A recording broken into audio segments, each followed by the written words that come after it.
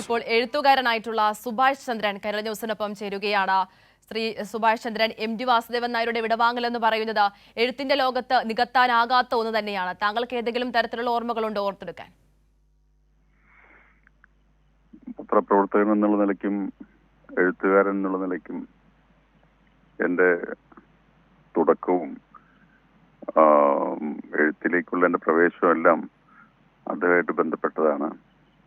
അദ്ദേഹം മാതൃഭൂമി ആഴ്ചപ്പതിപ്പിന്റെ ചുമതലക്കാരനായിരിക്കുമ്പോൾ രണ്ടാമത് വീണ്ടും ആരംഭിച്ച വിഷുപ്പതിപ്പ് കഥാമത്സരത്തിലൂടെയാണ് ഞാൻ സാഹിത്യത്തിലേക്ക് വന്നത്.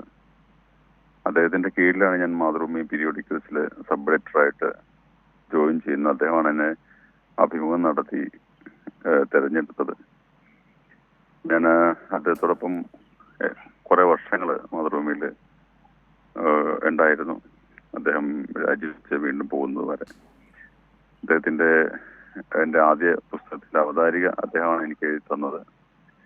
കോഴിക്കോട്ട് അദ്ദേഹം ഉണ്ട് എന്നുള്ളത് ഒരു വലിയ ആശ്വാസമായിരുന്നു ഞങ്ങളെപ്പോലുള്ളവർക്ക്.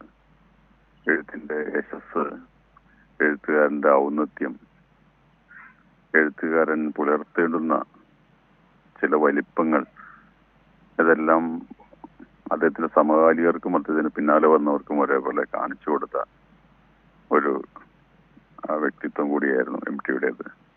മലയാള സാഹിത്യത്തിന്റെ ഹൃദയമായിരുന്നു അദ്ദേഹം. നമുക്ക് മനുഷ്യ ശരീരത്തിൽ എന്ന പോലെ നമ്മുടെ സാഹിത്യ ശരീരത്തിനും ശ്വാസകോശവും വൃക്കയും ഒക്കെ 2 വീതം ഉണ്ടാകും. പക്ഷെ ഹൃദയം ഒന്നേ ഉള്ളൂ. മലയാള സാഹിത്യത്തിന് എക്കാലത്തും ഒരു ഹൃദയം ഉണ്ടായിരുന്നു. MT എഴുതി തുടങ്ങിയ കാലം മുതൽ ഇന്ന് രാത്രി 10 മണി വരെയും മലയാള സാഹിത്യത്തിന് ഒരു ഹൃദയം ഉണ്ടായിരുന്നത് MT ആയിരുന്നു. ഭാഷയിൽ MTയെ പോലെ എഴുതുന്നവരും MTയെ പോലെ എഴുതാത്തവരും എന്ന മട്ടിൽ 2 തരം എഴുത്തുകാരെ സൃഷ്ടിക്കുവാൻ വരെ ഒരു കാലത്ത് അദ്ദേഹത്തിന് കഴിഞ്ഞിരുന്നു. അധികം പറയാൻ സാധിക്കുന്നില്ല ഈ സമയം.